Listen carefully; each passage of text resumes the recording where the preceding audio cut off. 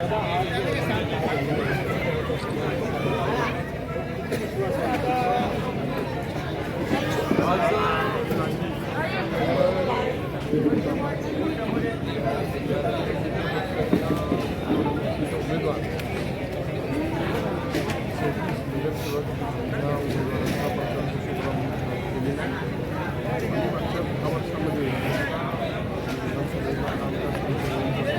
काम केलेलं लोकांच्यामध्ये केलेल्या कामाचं समाधान आहे. चांगले उमेदवार देण्याचा प्रयत्न केलेला आहे. आमच्या सगळ्या उमेदवार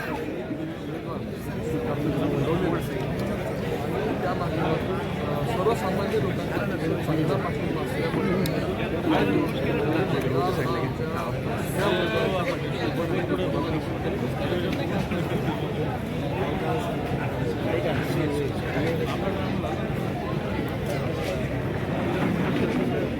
संदर्भातली वर्षभरातली माझी कारवाई चालू आहे, परंतु त्याच्यावर अंतिम निर्णय झाल्याशिवाय तुमच्यापर्यंत मांडणं योग्य नाही.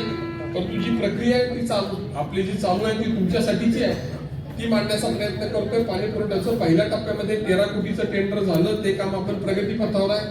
दुसऱ्या टप्प्यामध्ये 23 कोटीचं काम मंजूर करून त्याचं सुद्धा टेंडर झालेलं आहे. एजन्सी अंतिम झालेली आहे, ते काम आपण आता सुरू करू. आणि त्यानंतर जो तिसरा टप्पा होईल त्याच्यामध्ये जवळपास 150 कोटी रुपये खर्च करून या शहरातल्या कोणत्याही भागामध्ये आपल्याला पिण्याच्या पाण्यासाठी टंचाई निर्माण होऊ नये अशा प्रकारची व्यवस्था त्या माध्यमातून आपण करतोय. आणि त्या माध्यमातून मी खात्री देतो, आणि हा निवडणुकीचा एक महत्वाचा मुद्दा आहे. सगळ्या महिला भगिनींना मी अतिशय चांगल्या संख्येने उपस्थित राहिल्याबद्दल धन्यवाद देत असताना सगळ्या पुरुष मंडळीसह सगळ्या महिला सहकाऱ्यांना, सगळ्या आपल्या शहरातील महिला भगिनींना आश्वस्त करतो की प्रत्येक घरामध्ये पिण्याचं पाणी व्यवस्थित पुढच्या 3 वर्षांमध्ये पोहोचवण्याची जबाबदारी माझी राहील. आणि त्यासाठीच आपण या निवडणुकीच्या निमित्तानं सामोरं जातो. दुसरं एक चांगलं नियोजन आपण करतोय. या शहराच्या काही भागामध्ये गटरची व्यवस्था वाईट आहे याची मला कल्पना आहे. आता आपले रस्ते चांगले झाले, आपण वेगवेगळ्या व्यवस्था चांगल्या केल्या, आपण पाण्याची व्यवस्था चांगली करण्याचा प्रयत्न करतोय. परंतु गटराचा सुद्धा वन स्ट्रोक सगळं पूर्ण शहराचं नियोजन करण्यासंदर्भामध्ये मी निर्णय घेतलेला आहे. माननीय मुख्यमंत्र्यांनी त्याच्या संदर्भातले अंदाजपत्रक तयार करण्याचे निर्देश दिलेले आहेत. आणि त्या संदर्भामध्ये संपूर्ण प्रोजेक्ट रिपोर्ट तयार करून या भागातल्या कुठल्याही भागामध्ये गटरची व्यवस्था ही अपुरी राहणार नाही. आणि पडलेले पाणी थेंब थेंब पाणी गटराच्या माध्यमातून नदीला जाईल. आणि जी काही सांडपाण्याचं सुद्धा गटर आहे त्याची अतिशय उत्तम व्यवस्था करून आपल्या सगळ्या नागरिकांना या शहरामध्ये त्याच्या समस्येला तोंड द्यावं लागणार नाही याची काळजी घेण्यासंदर्भातली ही निवडणूक आहे. मी दुसरा एक सार्वजनिक उपक्रम आहे MSCDCL. मी सार्वजनिक उपक्रम समितीचा प्रमुख म्हणून सूचना केलेल्या आहेत. दौंडच्या ग्रामीण भागामध्ये मागच्या 6 महिन्यामध्ये 6 सबस्टेशन आपण मंजूर केली. एक मोठं 7वं सबस्टेशन आपण मंजूर करतोय.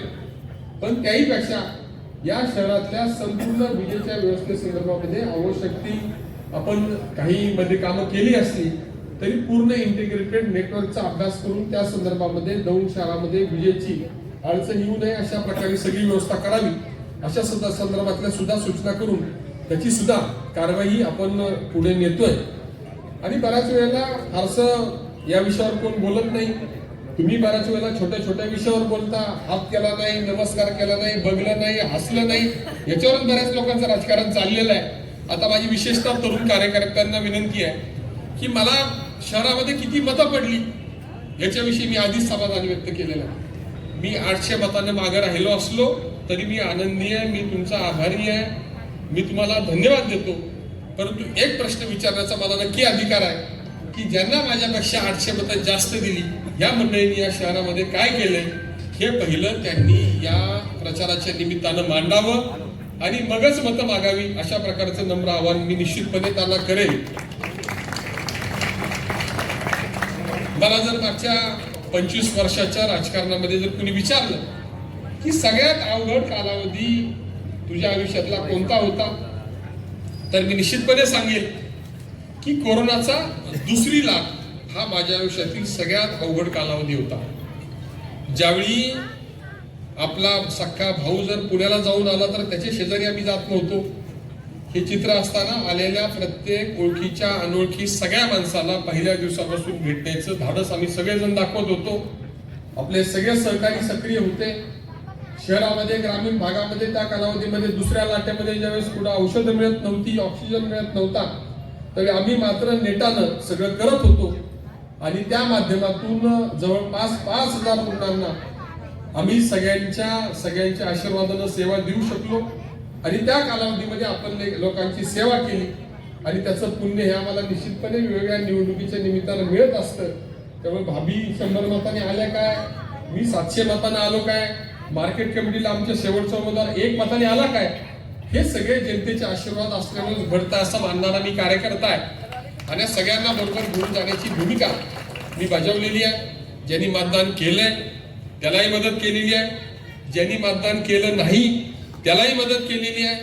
मी रविवारी बसतो, 1,500 लोकांना भेटतो, मी वर सुद्धा बघत नाही आलेला कागद, त्याचं काम आणि त्याला कशी मदत करता येईल या भूमिकेतून मी सातत्यानं प्रयत्नशील असतो.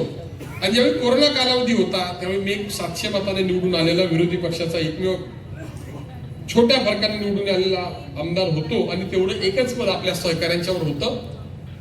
ना खासदार आपल्यावर होत्या, ना नगरपालिकेची मेजॉरिटी आपल्यावर होती, ना मार्केट कमिटी आपल्यावर होती, ना खरेदी विक्री संघ होता, ना जिल्हा बँक होती, ना पंचायत समिती होती, ना जिल्हा परिषद होती, ना राज्य शासन आपल्या सरकार आपल्या विचाराचं होतं. परंतु प्रतिकूल परिस्थितीमध्ये आपल्या सहकाऱ्यांच्या अडचणीमध्ये आपण धावून गेलं पाहिजे या भूमिकेतून आपण 5,000 रुग्णांना वेगवेगळ्या प्रकारे सेवा दिली. तो 2,000 रेमडेसिवीर त्यावेळी रेमडेसिवीर मिळत नव्हतं, त्यावेळी आपण उपलब्ध करून दिलं आणि लोकांच्या अडचणीच्या कालावधीमध्ये आपणच त्या ठिकाणी असतो. त्यामुळे बरीच मंडळी नक्कीच निवडणूक का लढतात हा प्रश्न मला सातत्यानं पडतो आणि मतदान मागत असताना माझं नक्कीच त्यांना नम्र आव्हान राहील की तुम्ही मतदान मागत असताना तुमच्या मागच्या कालावधीमध्ये काय काय तुमच्या माध्यमातून झालंय हे मांडा आणि नंतरच लोकांसमोर आपण निवडणुकीची भूमिका मांडावी, अशा प्रकारचं नम्र आव्हान असेल.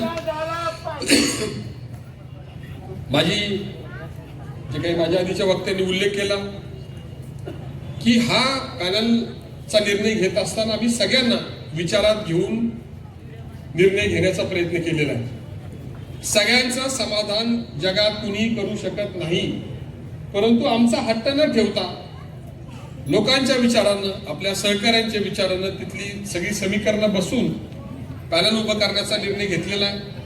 सगळ्यांना विनंती आहे की हा पॅनल हा कोण उमेदवार निवडून देण्यासाठी, नगराध्यक्ष निवडून देण्यासाठी नसून सर्वसामान्य जनतेचे प्रश्न सोडवण्यासाठी आपण ही निवडणूक लढवतोय. त्यामुळे ज्यांना संधी मिळालेली आहे त्यांनी तर निवडणूक लढवण्यासाठी आपल्या परीने प्रयत्न केलेलेच आहेत, परंतु ज्यांना संधी मिळालेली नाही आणि ज्यांनी या पॅनलला पाठिंबा देऊन ही प्रक्रिया राबवण्याचं ठरवलेलं आहे त्या सगळ्यांनी आपणच उमेदवार आहोत अशा पद्धतीनं पुढची 10-12 दिवस 15 दिवस ही सगळी प्रक्रिया पार पाडावी अशा प्रकारची अपेक्षा आहे. तुम्हाला नक्की मी आश्वस्त करतो की सगळ्यांना बरोबर घेऊन जाण्याचा प्रयत्न केलेला आहे. तरुणांना बरोबर घेतलंय, वयस्कर मंडळींना बरोबर घेतलंय, महिलांना चांगली संधी देण्याचा प्रयत्न केलेला आहे. सगळ्यांना बरोबर घेऊन जात असताना या शहराच्या विकासासाठी काय आहे त्याचा जाहीरनामा तुमच्या समोर मी पुढच्या आठवड्यामध्ये विशेषतः 26 तारखेनंतर मांडेल आणि कुणी जो काही जाहीरनामा आपल्या समोर येईल त्याची तुलना करा.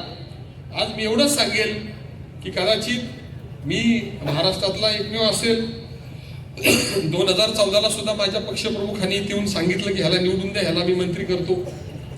19ला सुद्धा माननीय मुख्यमंत्री महोदयांनी घोषणा केली याला निवडून द्या, ह्याला मंत्री करतो. 24ला सुद्धा माननीय मुख्यमंत्री महोदयांनी घोषणा केली की याला निवडून द्या, याला मंत्री करतो. घोषणा नक्की झाली, मी मंत्री झालो नाही हे खरं आहे, परंतु तरी सुद्धा कुठलीही नाराजी न व्यक्त करता ही सगळी प्रक्रिया राबवताना मोठमोठे निर्णय होत असताना सगळेच निर्णय आपल्या मनासारखे होत नसतात. म्हणून ज्या ज्या दिवशी घडलं त्याच्या दुसऱ्या दिवशी मी कामाला लागलो आणि कुठलीही नाराजी न व्यक्त करता काही मोठं उद्दिष्ट असेल तर त्याला अडचणीला सामोरं जात आपल्याला ते पार करत जावं लागतं. त्या विचारानं आपण या सगळ्या प्रक्रिया पार पाडल्या. मला वाटते अशा प्रकारची मंत्रिपद हुकण्याची कुणाचीही वेळ या सभागृहात इथं समोर आलेली नाही. थोडंफार काही घडलं असेल तरी राजकारणामध्ये परत संधी असतात, परंतु सर्वसामान्यांच्या जनतेच्या पाठीशी केंद्र आणि राज्य सरकार उभं करण्याची जबाबदारी माझी आहे. मला कदाचित मंत्रिपद दिलं नाही म्हणून सगळे मंत्री थोडंसं कामाच्या स्वरूपानं मला जास्तीचा वाटा देण्याचा प्रयत्न करतात. शेवटी सगळी प्रक्रिया चालवत असताना माझे मंत्रिपद महत्वाचं नसून तुमच्यासाठीची कामं महत्वाची आहेत या विचाराने मी सातत्यानं काम करतोय. आणि या सगळ्या प्रक्रिया पार पाडून ही बाजारपेठ जी चालते ती शेतकऱ्यावर चालते आणि शेतकऱ्याचं अर्थकारण मजबूत करण्यासाठी खडकवासला धरणापासून तर नदीपर्यंतचे आणि जिरायत भागातून जाणारे शिरसाईपासून तर कॅनॉलपर्यंतचे सगळे निर्णय करून या भागातील शेतकऱ्याचं अर्थकारण मजबूत करण्याचा आपण प्रयत्न करतोय. आणि त्या माध्यमातून या भागाचं बाजारपेठ सुद्धा भक्कम होईल. शेतकऱ्याच्या हातात पैसा आल्याशिवाय शहर मजबूत होत नाही, शहरातले व्यवसाय चालत नाही. खरं आहे तर ग्रामीण भागाचा सुद्धा अतिशय उत्तम रस्त्यापासून पाण्यापासून सगळं नेटवर्क चांगलं करण्याचा प्रयत्न करतोय. तुमची जबाबदारी तुम्ही नीटनेटकी 2 तारखेपर्यंत पार पाडा. पुढची जबाबदारी 5 वर्ष या सगळ्या आपल्या सहकार्यांबरोबर घेऊन या शहराचं स्वरूप जे 10 वर्षापूर्वी होतं त्याची जर तुलना केली, आज 10 वर्षापूर्वी शहरातून चालल्यानंतर नक्कीच पायाला चिखल लागायचा. आज 80% भागामध्ये रस्ते चांगले करून स्वच्छ धुवून करण्याचा आपला प्रयत्न आहे.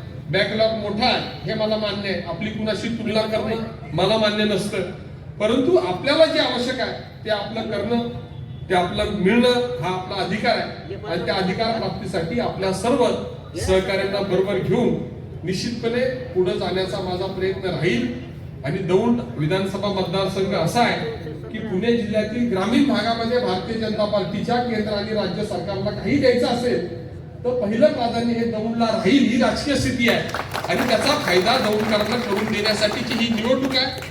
माझ्या सर्व सहकार्यांनी पुढचे 12 दिवस द्या, पुढचे 5 वर्ष मी तुमच्या सेवेमध्ये असेल, सगळ्यांना बरोबर घेऊन काम करेल आणि या शहराच्या विकासासाठी जे जे जाहीरनामा देईल तो पूर्ण करून दाखवेल याची मी खात्री देतो. विधानसभेचे यापूर्वी दिलेले दोन्ही जाहीरनामे काढून पहा, 100% जाहीरनामे मी पूर्ण केलेले आहेत. जाहीरनाम्यात नसणारी बरीचशी कामं प्रत्यक्षामध्ये आलेली आहेत आणि त्यामुळे तुम्हाला दिले अभिवचन शेठजी, आम्ही सगळेजण पूर्ण करण्यासाठी कटिबद्ध राहू. मागच्या 25 वर्षामध्ये या शहरामध्ये काही करायचं असेल तर त्या संदर्भामध्ये शेठजी आम्ही सगळेजण बसतो आणि त्या संदर्भातले व्यवस्थित नियोजन करतो. मागच्या 5 वर्षामध्ये मेजॉरिटी नसली तरी ही शहरामध्ये जे काही तुम्हाला आकडेवारीसह मी देईल, ह्या ज्या गोष्टी झाल्या, ज्या होत आहेत, त्या सगळ्याला जे पाठबळ मिळालं ते राज्य सरकारचं मिळालं. विधानसभा सदस्य म्हणून माझ्या माध्यमातून या सगळ्या आपल्या सगळ्यांच्या आशीर्वाद मिळालेल्या विधानसभेच्या पदाच्या माध्यमातून या सगळ्या नगरपालिकेला जो निधी मिळाला तो माननीय मुख्यमंत्र्यांनी दिला, त्यांचा मी ऋणी आहे आणि पुढच्या काळामध्ये त्यांचा आशीर्वाद आपल्या पाठीशी आहे. मुख्यमंत्री हे सरकार असतं आणि सरकार म्हणजेच मुख्यमंत्री असतो आणि मुख्यमंत्र्यांचं कशालाही आपल्याला ना नसते तुम्हाला माहित आहे. त्यामुळे या दोन्ही सरकारचा फायदा घेण्यासाठीची ही निवडणूक आहे. कुणाला नगराध्यक्ष करायचं, कुणाला नगरसेवक करायचं, इथपर्यंत ते होणारच आहे. परंतु तेवढी निवडणूक मर्यादित नाही, याची एक वेगळी व्याप्ती आहे, वेगळं स्वरूप आहे. तुमच्या माझ्या मनातली जी शंका आहे, जी सल आहे, ती दौंड कुठेतरी मागं राहिलं ती दूर करण्याची ही निवडणूक आहे. माझी ही राजकीय ताकद आपल्या सगळ्यांच्या आशीर्वादानं वाढतीये. आपल्या तालुक्यातील एक बळ तुमच्या माध्यमातून केंद्राच्या आणि राज्याच्या निदर्शनास आणून देण्याची ही निवडणूक आहे. जेवढा चांगला विजय मिळेल तेवढ्या शहराच्या विकासाला गती देण्यासाठी मला त्या ठिकाणी तुमच्या सगळ्यांच्या आशीर्वादानं आग्रही राहता येईल आणि त्यासाठीची ही निवडणूक आहे. मी आपल्या नगराध्यक्ष पदाच्या उमेदवार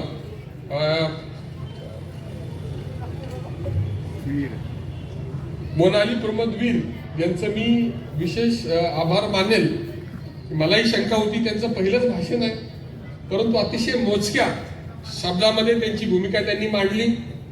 काय करायचंय, कशासाठी आपण उभे आहोत आणि आम्ही काय करणार आहोत, आमची दिशा काय, त्यांनी प्रातिनिधिक स्वरूपात उमेदवारांच्या वतीनं आपल्याला सांगितलेलं आहे. पहिलं भाषण असताना सुद्धा एका सर्वसामान्य कुटुंबातील भगिनी या ठिकाणी उभं राहून काही हजार लोकांसमोर अतिशय ताकदीनं आपला विषय अतिशय सोप्या शब्दामध्ये, कमी शब्दामध्ये मांडतीये. तीच भूमिका निवडून येणाऱ्या सगळ्या आपल्या सहकार्यांची निश्चितपणे राहणार आहे.